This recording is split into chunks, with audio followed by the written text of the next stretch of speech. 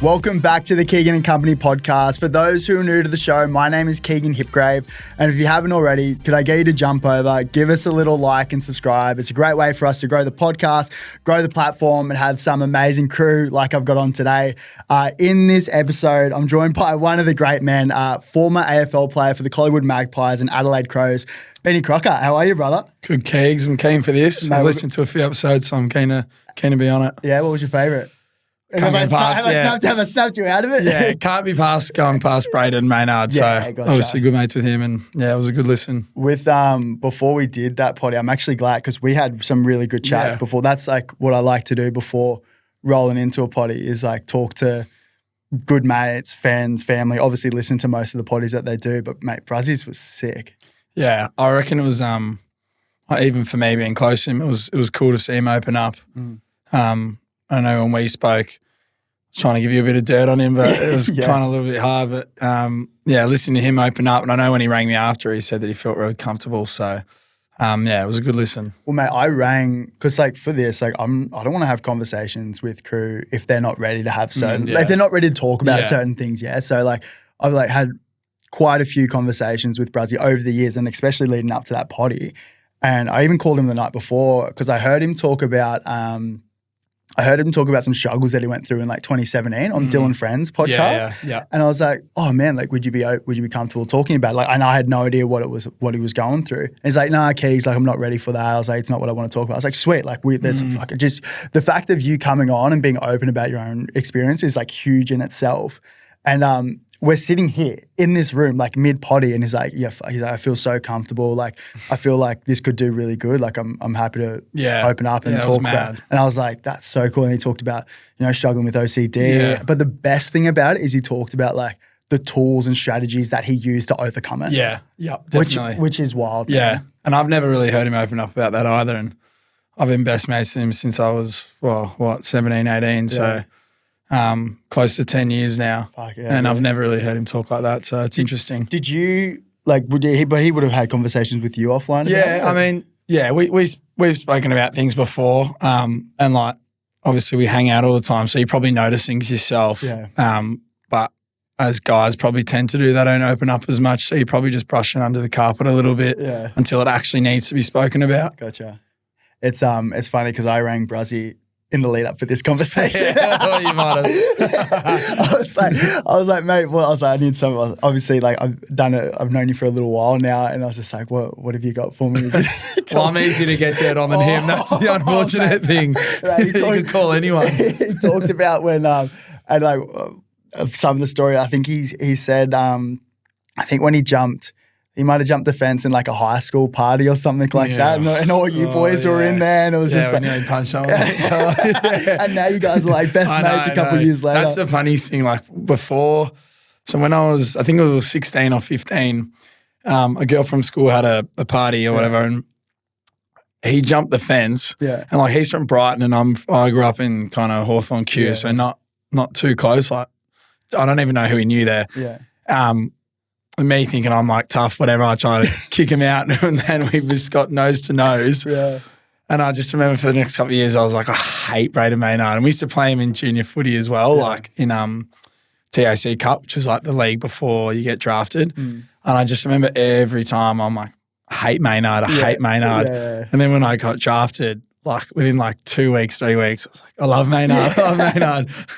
Yeah, because there was like you and who was the other guy? There was like three of you guys that would always knock around together. So it was me, Brazzy, and Geordie Degoe. Yes. Yeah. So they used to call us the Mouse Pack. So they used to have this group with like some unreal players. Don't know if you know like Dane Swan and Chris Tarrant, Benny Johnson, those type boys. And they used to have a little group. They used to be called the Rat Pack. Yeah. So I knew Chris Tarrant actually worked at the club for a little bit. He used to call us the Mouse Pack. So the only thing different was I was shit at footy. I don't know if I Jordy believe and that. Braden were good, but I was pretty average. I don't know if I believe that at all. But another thing that Brazzy said that obviously it's like one of the fucking funniest guys that he's met, but like such a kind heart and like has so much love, like obviously talking about you, has like such love for his mates. And like what you see is what you get. Like it doesn't matter if like you're a coach or a player, a fan, is like you'll give time to everyone and be the exact same person. Like you're not fronting for anyone. Yeah. I think I spoke about that in another podcast I did. Like I feel like a lot of the stuff I've been through in life, like I've had real like mad perspective on things and like I just want to be myself and like sometimes that's to my detriment. Like I understand that. Like sometimes I'll be like talking to someone's mum and I'll think I'm talking to one of the boys and like boys will be sitting next to me be like, you can't say that. But nah, I guess that's just me. So yeah. But I reckon that's probably got to come with probably age and like a little bit of maturity as well, because I have this conversation with a heap of crew that are coming into grade or have like come into professional footy. Like for me, when I went into professional footy, I think I was 18 at the time, and like these are guys who like are probably similar to yourself, keen to get your thoughts. But like when I came in, I didn't say a word. Hey, like these are guys who I all looked up to because I was like I want to fit in. I want to make sure they like me. I was like probably like super self-conscious. But how was your transition in? Like what did it look like? I was probably the opposite. I probably came in just as like non-stop, and actually no, I reckon the first like month that I got drafted, I didn't say much. And then obviously we had some pretty big name players that were older, and I was I still am outgoing, but I was pretty outgoing at that age and probably didn't care about it too much. And I think we went on this like camp to Queensland and you had to stand up and say something about yourself. And I stood up and was just like, oh, I'm actually like really loud. And boys are like, whatever. Oh, so this is before, like, before you were just from then on, I think boys are like, I wish we didn't give him the opportunity to say that, because I was just, I was like real troublemaker type, like, but in a good way. Yeah. Like just loud and like over the top. And some boys are probably like, this kid needs to be put back in his box. But I was probably opposite to you. I was probably pretty loud. Yeah. But it's cool. It's like, I love that, man. Were you always like that growing up? Always. Yeah. Always kind of loved to be the center of attention. I actually don't even feel bad admitting that.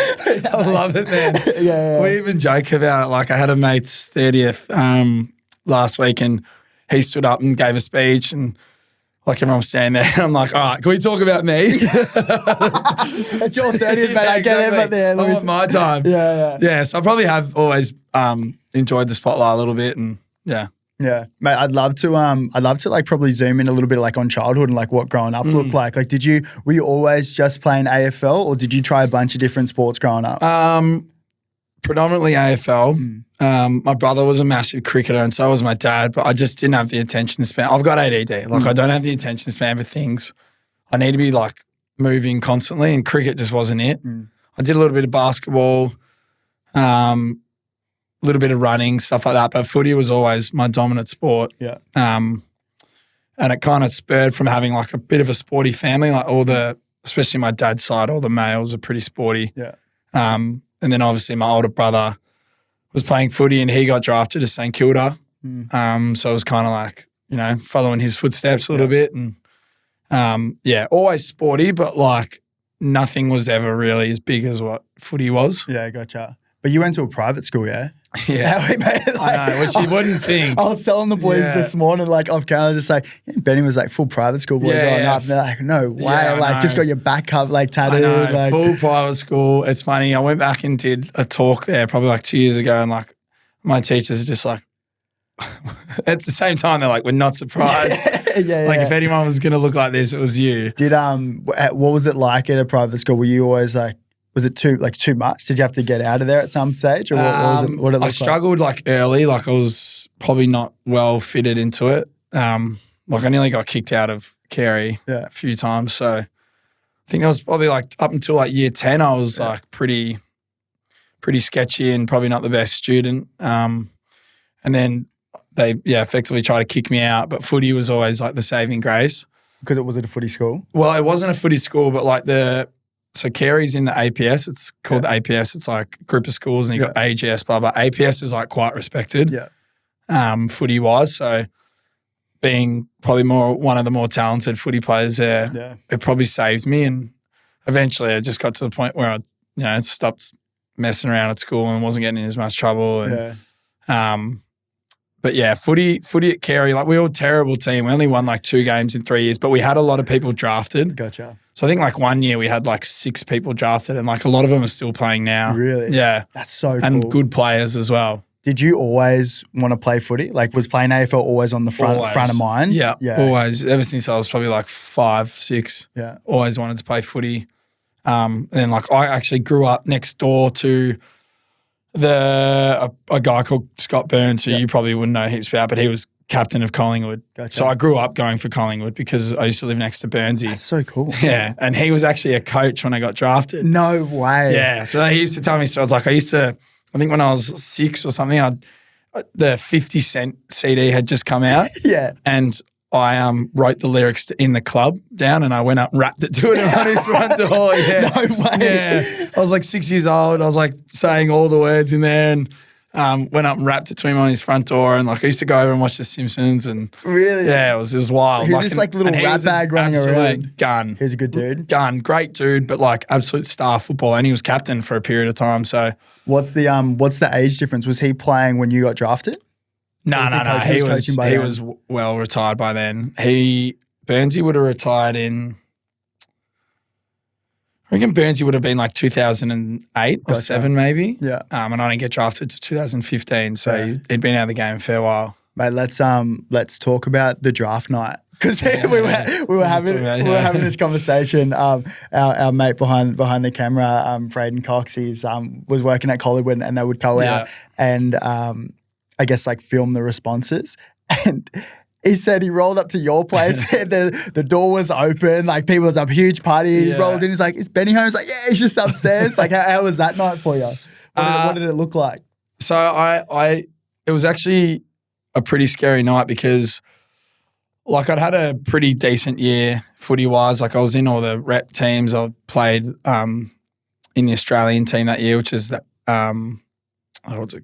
All-Australian team, whatever it is. So for the juniors. Yeah, like the highest kind of team you can get in for that year. Yeah.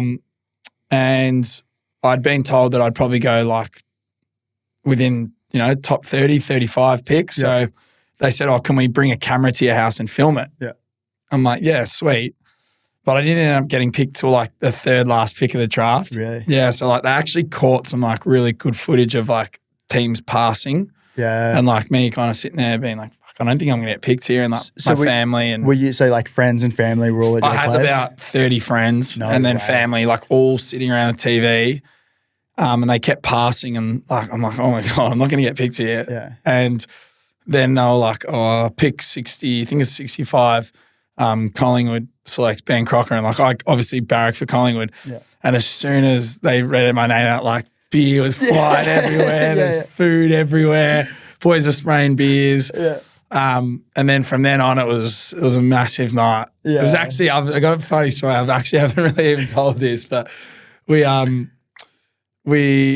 was like a nightclub near our area called Room. Yeah. It was like kind of where everyone went, and it was called Room 680. And I remember, I think it was like later in the night, a group of boys, they were getting kind of kicked out, and I was kind of getting kicked out with them, and the security guard was kind of like trying to drag us out, and he's just like, "You guys got to leave." And as he was dragging me out, I'm like, "Mate, I play for Collingwood." You're that guy. I'm like, "I play for Collingwood, get off me."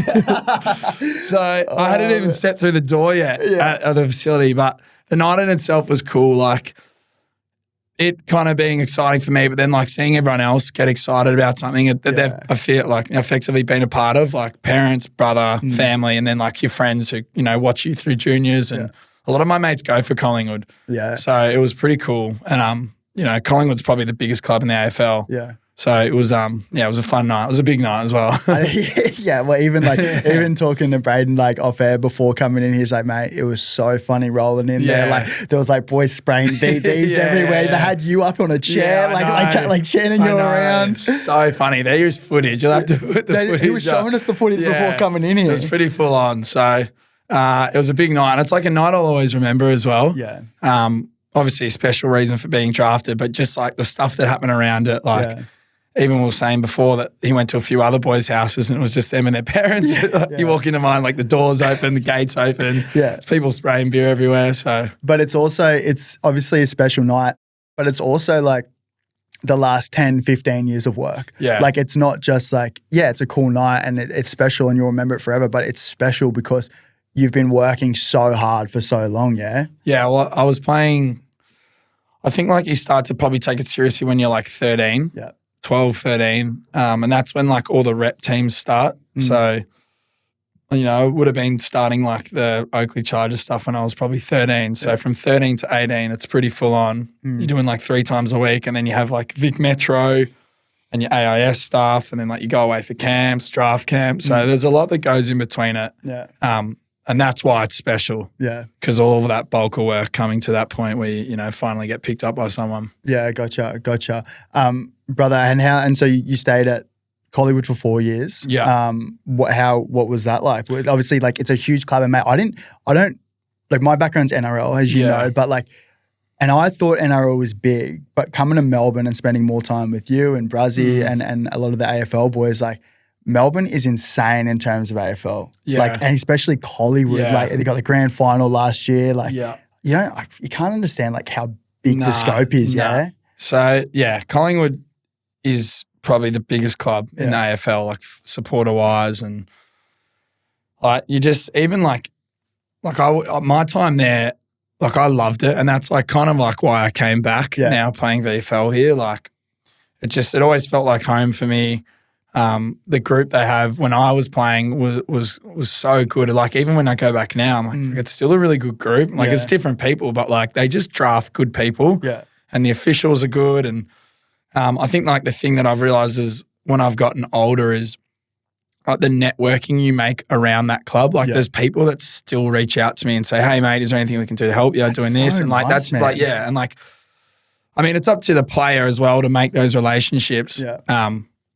But like, it's bigger than football. And that's the cool thing about Collingwood. Like there's so many cool, interesting people that have, you know, like a stakeholder in the club in some capacity. Yeah.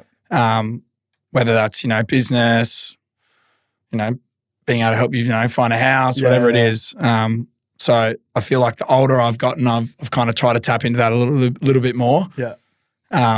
Which is what I kind of wish I'd done when I was younger. But yeah, it's bigger than football, and that's the thing I love about Collingwood.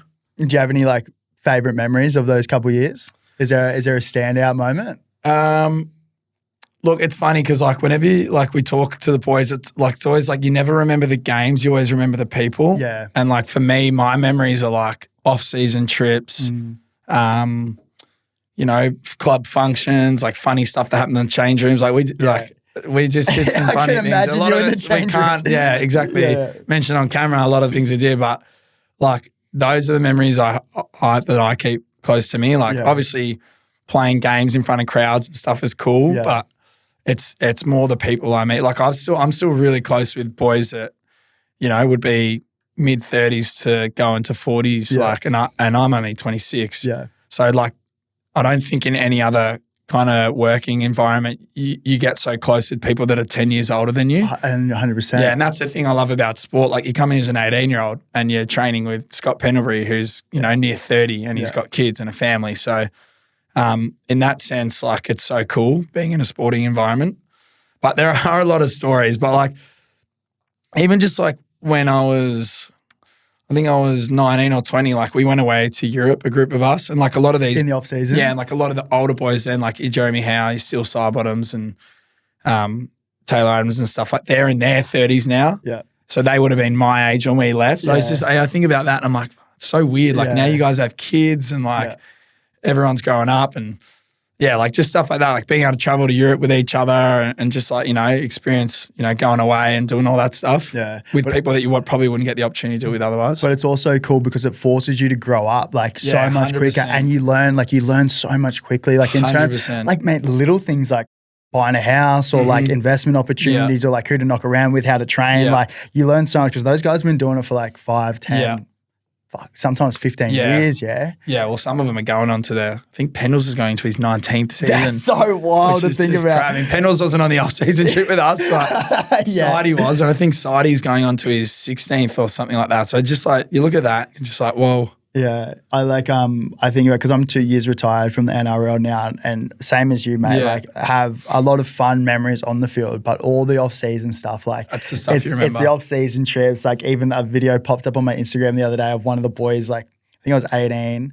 One of the boys brought their like pet snake in, like, and they put it in one of the boys' lockers, and then he opened the locker, fucking snake came out, and then he's like running because he's like obviously walking around nude, so he like had the snake and he was like chasing one of the boys into the showers, like running around. So even like we used to use like Snapchat back in the day, and like, you know how you have memories. I looked at my memories from when we went to Ibiza, and it's like one morning there's like a few of us riding this wild donkey. We had a villa and the gate was open, and like a donkey was like in the paddock, and like boys are hopping on riding the donkey, and I think we stole next door, like the next door's chickens and stuff like that. Just such random things, but like that, like I'm remembering that over games I've played. Like, so it's cool. It's funny as well. It is cool, man. It is cool, and like it's a special environment, and I think I'd like to get your thoughts on it, because I think when I stepped out, I got medically retired from footy. Like, I had too many concussions, and the neurologist told me to medically retire. And I was like, yeah, good. Like, wanted to move on. What's next? So I moved away and sort of got away from footy for a little bit. But it wasn't until like I moved away until I realized like how special it actually was. And now I'm working for the NRL Players Association. I get to be back around the boys. We had a Leaders in League conference like the other week. So it's so cool to be back around that, and you realize like how special it is. How are you going now? Like, obviously you're back at Collingwood. How's it being back? Like, well, I say I retired as well. I got sacked twice. It's cool. Like, it was really hard when I had left Collingwood. Like, that was really hard. But you kind of like kicked into gear again because I got picked up by another club. Yeah. So you don't, really dwell on it. Yeah. But then when I left Adelaide in 2020 and came back and didn't get picked up and had to go play VFL, like you kind of realize it's like, I wish I'd done a few things differently. Really? Like what? Like just taking a little bit more seriously at times. Like, I definitely felt like I was good enough to play, but just probably, didn't have focus in the right areas. Like, I feel like my balance in life wasn't great. Like, I thought I could train really hard during the weeks and then go out all weekend. Yeah. And like, that just doesn't work. Yeah. And you kind of look on it now as you get older and you're like, fuck, I wish I just, had known probably how to go about things a little bit better and listen to people a little bit more in that capacity. And, but going back to Collingwood now, like people are always like, oh, why would you go back? Why would you go back? Or people are like, welcome back type thing. And it just kind of always felt like home, like in the sense of like they were, like when I was going through my hardest times, like that was the club I was at, and like they're the people I trusted, and like a lot of the stuff I experienced was with people that are still there. Yeah. So it just kind of felt comforting for me, and obviously they're having a lot of success at the moment as well, and it seems like, well, it is knowing now it's a really well run club, and the people in there are so good, and I thought if I'm going to probably play one more year, I wouldn't mind being able to do it at the club I got drafted with. Mate, I'd love to probably zoom in on like those tough times. This is obviously like a mental health and sport podcast, and I guess our goal is to encourage having these conversations. And we've had a lot of conversations off air. And mate, even coming in here today, you're like, Keegs, I'm an open book. Like I can talk about anything. And to be honest, mate, got so much respect for that. Like, because there are a lot of guys in your position who are influential in the space. Like, you've got so many young crew who are looking up to you because you've been there and you've done that. I think, and tell me if I'm wrong, but probably I'd love to talk about your old man and the conversations around there. And I guess, I don't know, where does that story kind of start for you? Like, where does that kind of kick off? So it probably like kicked off like pretty early. I mean, I've spoken about it heaps of times. So like now it's actually, like it's still, like when I talk, it still upsets me, but I can actually just talk about it.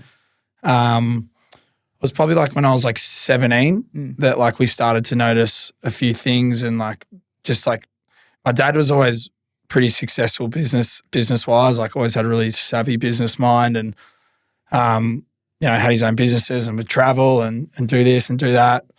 And then like just like strange behavior changes that I probably didn't notice as much because I was in high school, but my mum noticed. And I remember she took him for a brain scan, but like had to lie to him because he was like, I'm not doing that. Yeah. Well, what stuff was he doing? Like just like hiding money and like shoving money in the couch and like weird things, you know, like leaving his phone places and getting lost when he go for a walk and just things that aren't normal for a normal person. And then like driving really erratically and my mum was like, oh, there's something wrong, but she thought he might have been going through like a bit of a depression or breakdown or something, but she took him to the doctors and somehow they managed to get the brain scan done. I think the guy just said it was a normal health checkup. Yeah. And we got like the scans back and like the area of his brain had been like highlighted or like that's what would show what's going on. And I remember my mum showed me the scan one day in the car. She's like, oh, I need to talk to you. And she showed me this brain scan and I was like, I don't know what this is. What is this? I don't make sense of this. Yeah. Is that my brain? Yeah. And yeah, she was like, oh, your dad's been diagnosed with early-onset dementia or Alzheimer's. And I was like, well, cool. What's that? Yeah. And she was kind of like, oh, it's hard to explain, but effectively like, because most people just associate that with like old people who don't have memory. And he was 51, yeah? He was, when he got diagnosed, he was 51, about 51, 50, which is really young. Yeah. Like that's just unheard of. And like I had never heard about it before. I didn't know any friends that had gone through anything like this. And like just over time, like was less capable of doing things.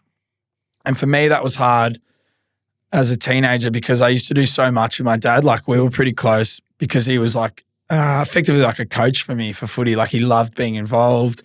And like I would kick the footy with him every day. Every day. I remember hearing that. Yeah. And not for like a couple of minutes, for like every day an hour, for a couple an hours, hour, 2 hours. Every day I would never not kick the footy with him. Like to the point where my teachers are like, go and fucking do some work. Like you have like homework to do because I would go to the school and kick because I lived across the road from the school. But every day. And then like as he got worse and worse, like things like that kind of dropped off. Yeah. And then for me that was like I almost like would take it out on him. Like my relationship got pretty bad with him because in a way I was like kind of harnessing like anger towards him because you just don't understand at that age. Also a young kid, like not sure like what's I'm still going on. through my own stuff like, you know, puberty, like girls, footy, school, whatever is chucked on you as a teenager. So then like I started to harness like some real hate towards him and like towards my parents in general.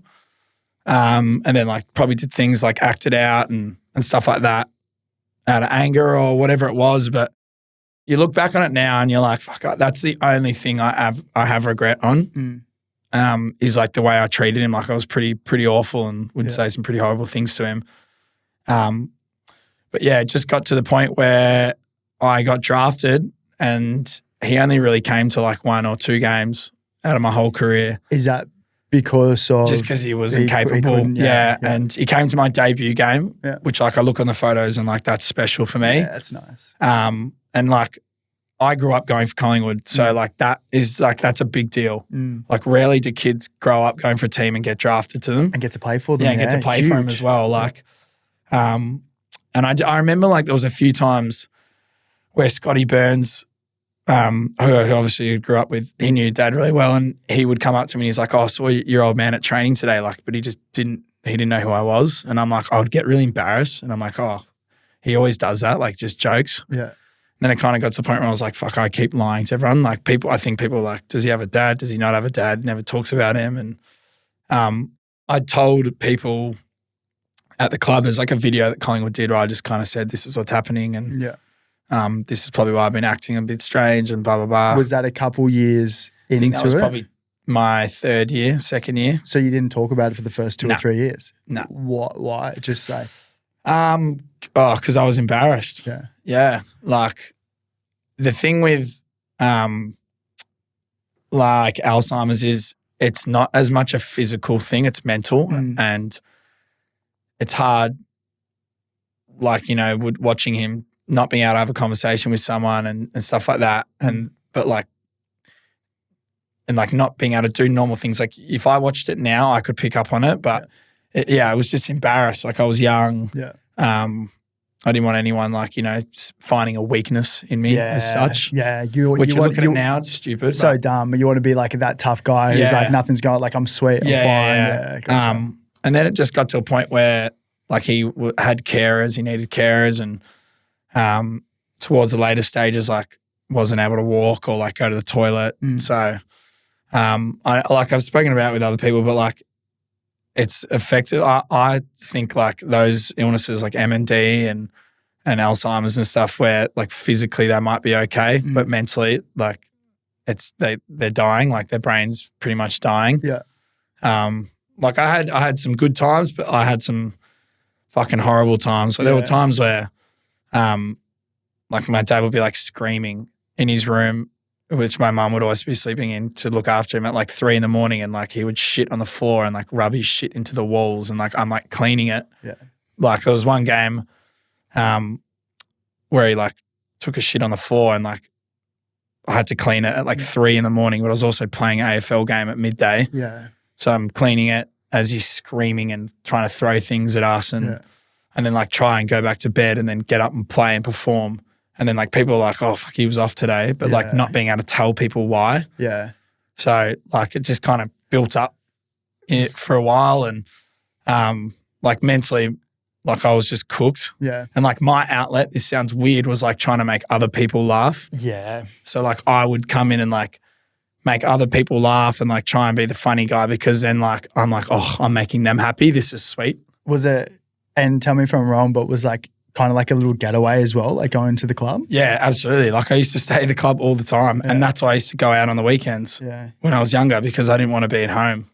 So what was the hardest thing balancing training and home life as well? Like, was it the late nights? Like what was the hardest thing? I think the hardest thing for me was like, because I was always like a fringe player. So like you're just doing absolute everything at the club, but then, a lot of the boys got to go home and chill, whereas I didn't. Yeah. I had to go home and look after my dad and take him to the toilet. And like after like a school day of working out, you like cooked. Yeah.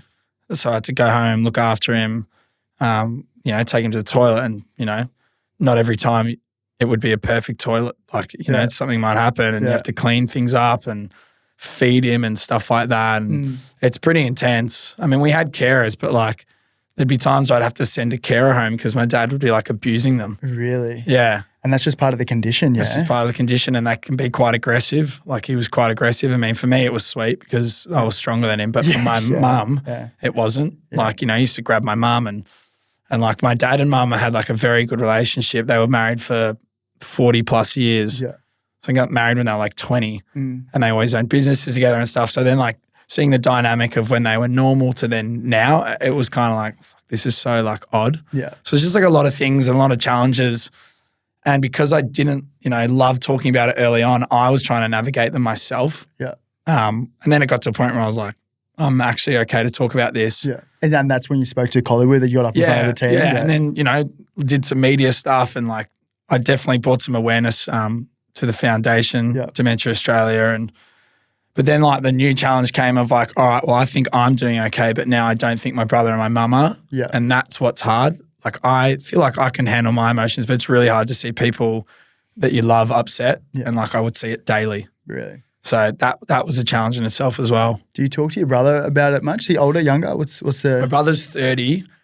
Well, it's funny because like we used to hate each other. So like this has brought us really close. Gotcha. So I could effectively talk to Sam about anything, and I would think he could do the same. But we probably don't sit down and talk about Dad a lot because, it's still hard. Like my dad only passed away like 3 years ago, so still kind of dealing with stuff like that. And for Sam obviously spent more of a life with him as well. And he's the first son as well. So their relationship was probably different to mine and his. And but yeah, I'd like to think our family's pretty healthy relationship-wise, and we're really close with our cousins and stuff like that. So it is nice. How hard was the decision to go to Adelaide and move away from home? Because I imagine, and I don't want to speak for you, but I imagine that'd be pretty tough. Like you're right in the thick of it with your old boy. Yeah, I think like that was really tough because I was hoping a Melbourne club would pick me up, but Adelaide were showing the most interest. And it was kind of like, all right, well, like Dad's starting to get really sick now. and we don't know how long he's got left. And Adelaide, want you to play for them, and that's your dream. Yeah. So your dream's to play footy, but you want to be around for your family. And I just remember my mum being like, "You can't knock this back. Like, we're going to be fine. You're an hour away. Blah blah blah." So I'm like, "Okay, sweet." Went over, and then boom, COVID hit. So with the quarantine rules, if you travel, you got to quarantine for 2 weeks. 2 weeks. And then when you come back, another 2 weeks. So it's a month. You essentially could be away for 4 weeks, like not playing or training with and then the there's boys. a month of quarantining as well. So, there were times where I got to go home for a little bit, but Melbourne are in a severe lockdown. And I wasn't allowed to have people over because Dad's immune system was really weak. 100%. So, you're kind of locked in with your family, and it's not it. I was kind of used to being away, so then kind of all that responsibility got thrusted on me again. Yeah.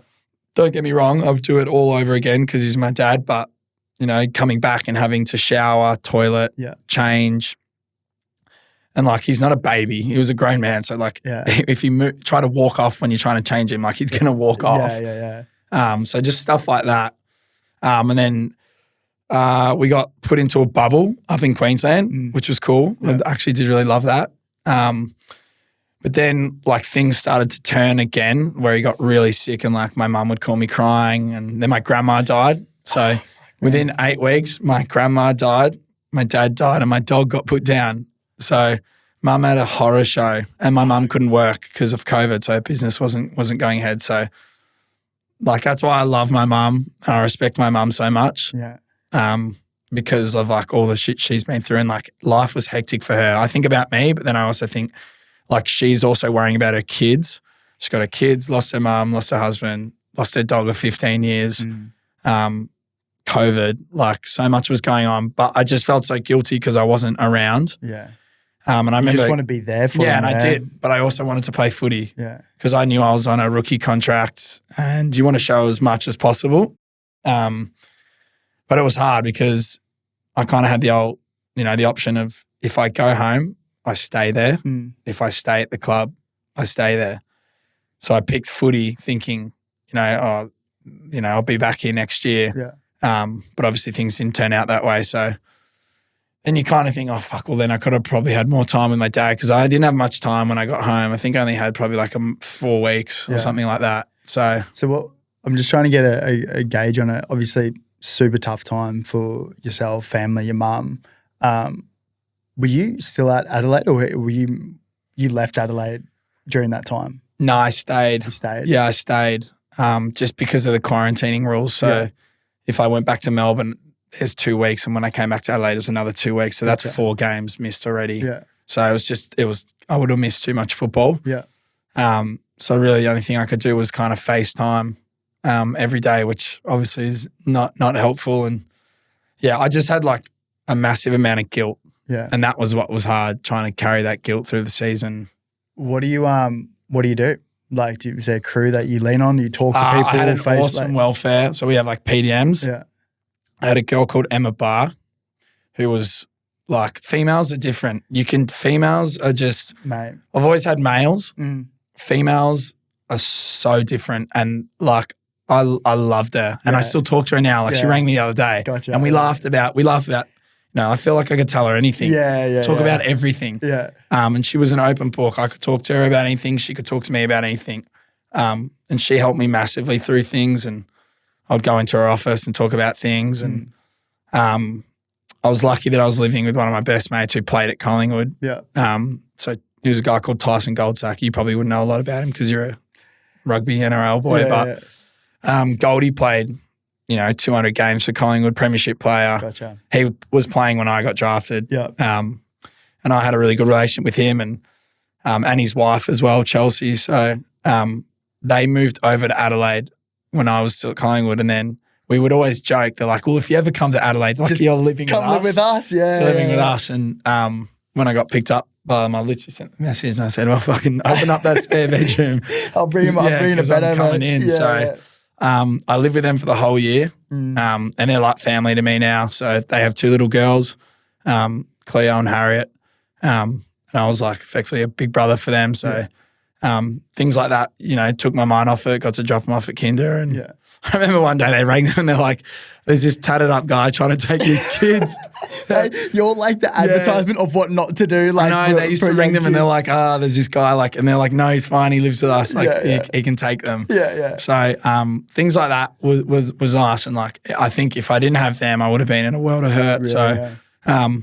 In saying that, I think that's important when you're going through stuff to lean on people. You know, I could talk to Tice and Chelsea about anything, so it was really handy having them. So huge, mate. I can't imagine like going through something like that. Even like for your mum, like losing like her husband, your dad, your dog, like, mate, insane. Like, it was hectic. It was a shitty year. I look back, like, what are some of the like takeaways? Like, what do you learn? Like, is there anything that stands out that I think like could pass on to other crew? Like, what are the key takeaways? Some of the key takeaways, like I just mentioned, is just like being able to lean on people.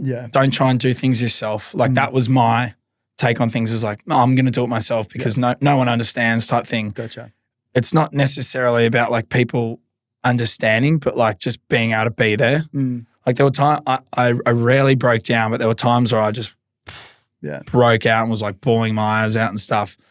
And like I had people there for me, and then I knew that I could go back to them if things weren't okay. So like just being able to lean on people.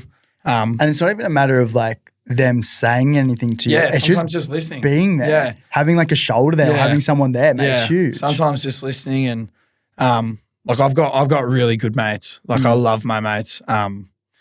So that was a big thing. And like footy environment nowadays more than in past is like very open about mental health.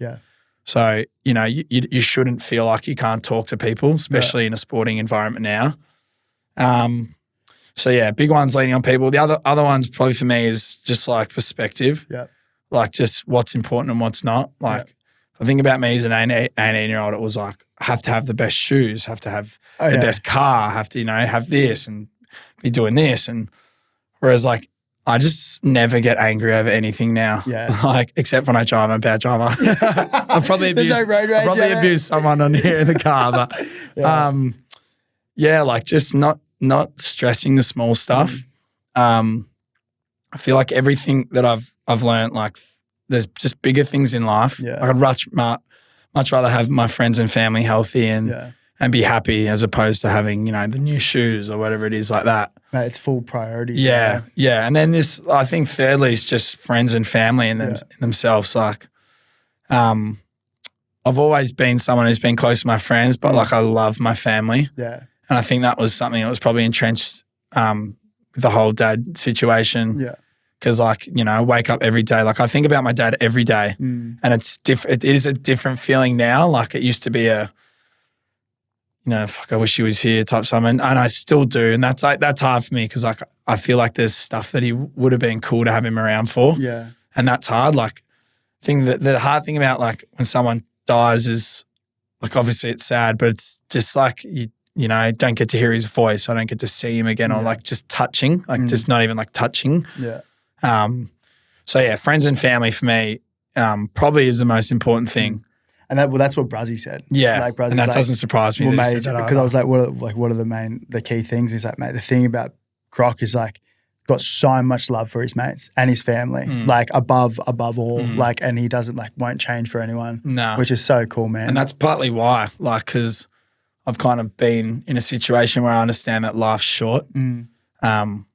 So yeah, unfortunately, I'm just going to keep being me. So, sorry, everyone, to get to the way. Some people might love it, some people might hate it, but it's just it's not going to change. Mate, I think it's super respectful, and that's partly like the reason. Like when I sat down and first thought like that I wanted to do this podcast like 7 months ago, and I remember thinking like you're like one of the first people that comes to mind when I wanted to do it because I was like, this is a guy who is like the definition of like don't judge a book by its cover. You know what I mean? Like we had a solid session there this morning. Like we had a good, nice little training session this morning.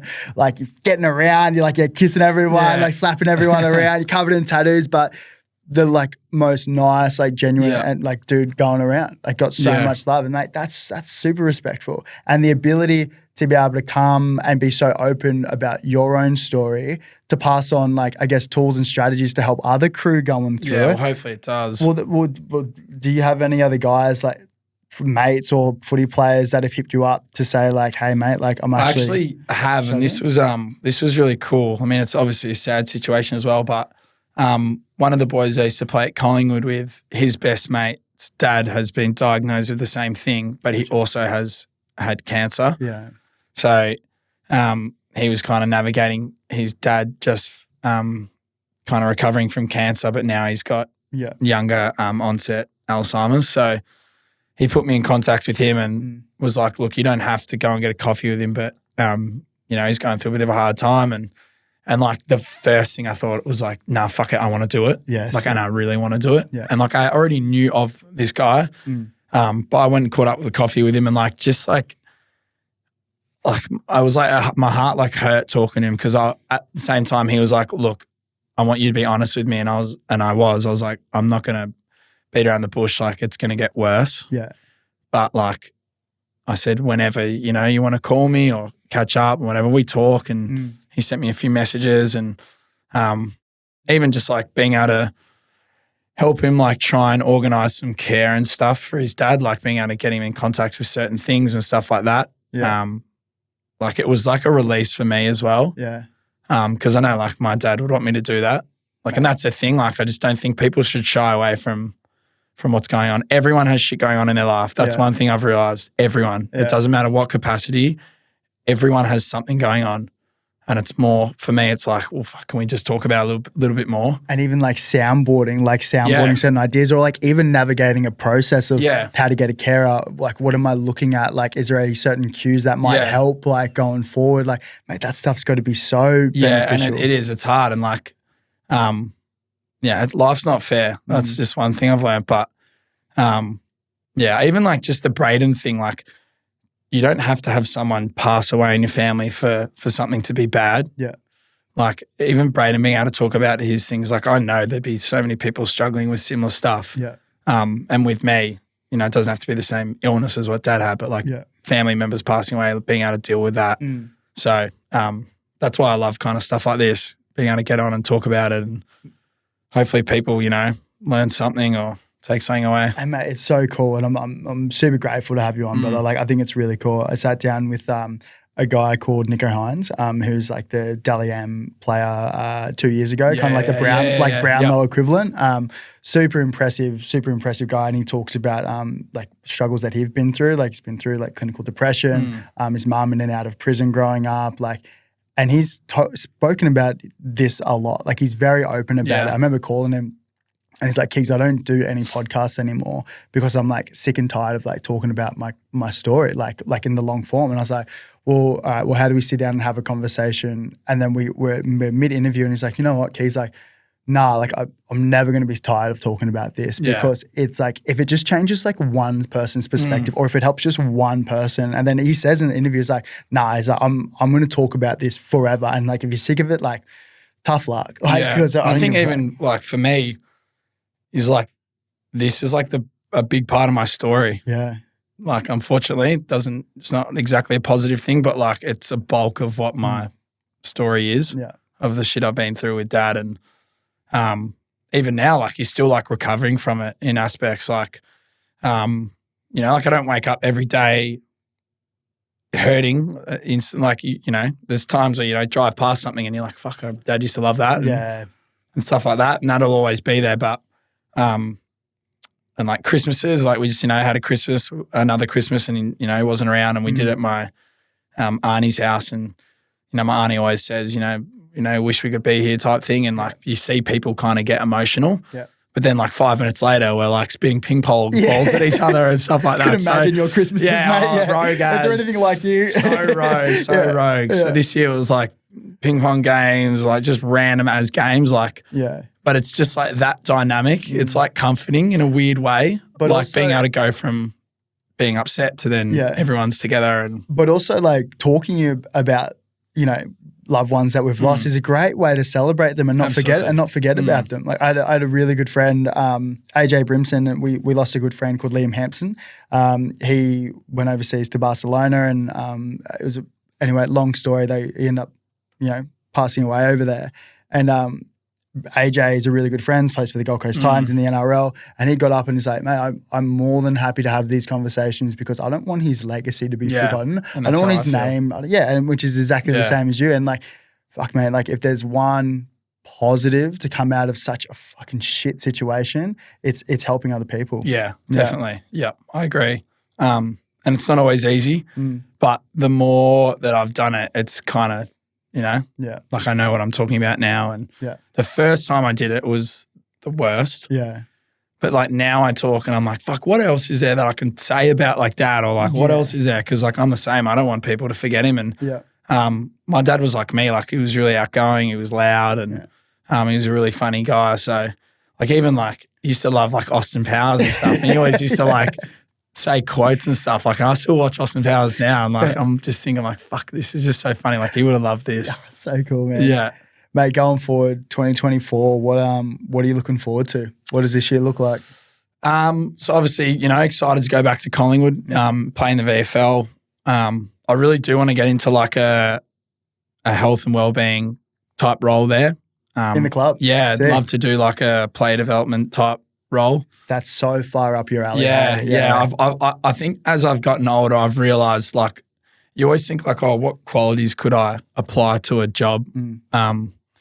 And for me, like that job just stands out. Like I know the system, I know how things run.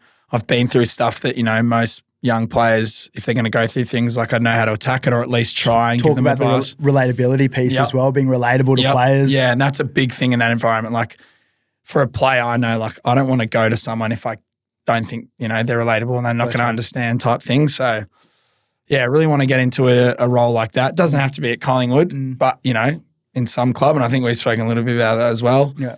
And then the gym at Hurt Locker. So it was a solid session this morning. Yeah, we did a session this morning at 5 a.m. So, for you felt like you were getting up at 2 a.m. Mate, when you said you rolled in at 3:30 in the morning, I was like, mate, that's 2:30 Queensland time. I was like, mate, that's rogue. It was a 3:30 get up this morning, start at 4. But you did a session before we did a session. We just did. Yeah, we did. We did a session before me and you did it. So it was a pretty big morning. Are you sweet? Like, it's like. Well, I used to like train a lot like that, and then obviously I've like had groin surgery and stuff recently, so I haven't trained like that. So I'm actually knackered today. I'll probably go home and go to bed, to be honest. You and me both. But yeah, Hurt Locker moving forward. Like you've seen the space. It's such a good gym, and Brad Riddle, one of the owners, and Timmy McGuinness, two good mates of mine, and it's fun, man. Like I love coming into work. It's just so fun. We take the piss out of each other. It's really enjoyable. So I've seen the little clips that you post on your socials of like you dancing like on the security camera. Oh yeah, man. in the mornings. It's so funny because we all have our different aspects. Like Brad's kind of the big alpha male that screams in the classes, and like I'm like midway through a class playing like a Marlon Hofstadt boilers thing, like just dancing through, and there's like people needing to be spotted, and I'm like, whatever. You'll be right, mate. Yeah, I'm doing my own thing. So we're actually looking at opening up another location. Sick. So we're either looking at, down Peninsula Way or over in Burleigh Heads. Beautiful. So Burleigh Heads is the aim because we went up there and we think that we could capitalise pretty big. And if you've ever been to Hurt Locker, you'd understand, but if you haven't, it's definitely highly recommended to come in because I've never ever trained in a gym like that ever anywhere else. And it's such a sick environment. Like you got some really great crew in there. Yeah. But mate, it's a solid sesh. Like, it's solid. We rolled in off the back into like a 2,000 or 4,000 meter assault bike into like heavy bench. And I know like obviously like pick and choose. Like the girls are doing different stuff, but to what we were doing. But we rolled in, I'm like, is this a warm up? Like, exactly. So the sessions there are crazy, and that's the main thing people say. They're like, the training sessions there are wild, but it's more like, for me, it's like the environment. Like everyone just comes in and takes the piss and has a laugh, and like that early in the morning, it's just sets your day up. Yeah. Like I'm actually thinking about like I'm never serious. Like I'm actually never serious. Yeah. Like even this morning I roll in and like the first comment I make would be stupid to someone. Yeah. So I think the gym's trending in a real good trajectory, and I think 2024 will be pretty big for Hurt Locker. So hopefully we get another one opened. Mate, I'm excited to see your 2024 as well. Before we wrap things up, is there anything that you'd like to talk about or you think that we missed? Well, I think we covered things pretty well, but I think like the main thing is like after listening to a few of the potties, like just not to be afraid to be open. Like regardless of, if you're well known, you're not known, you're a sport person, you're a business person, everyone has shit going on in their lives. And I think like the quicker we just realise that it's good to talk about it, the better. Yeah. Like I know for me personally, like when you harness things, it just affects other things. Yeah. Like changes the way you act with your friends, changes the way you act, with other people. So, just like not being afraid to talk about shit if it's going on. That's probably the biggest thing I've learned in my life. Mate, I love that so much. Brother, mate, thank you for jumping on today. Thank you for this morning. Yeah. I just had a solid Back set. to bed. Mate, I've got I got a lot of love and respect for you, especially for jumping on a long form podcast like this, mate. So, mate, thank you very much. And I'll let you know next time we're in Melbourne. We'll do another one. Perfect takes.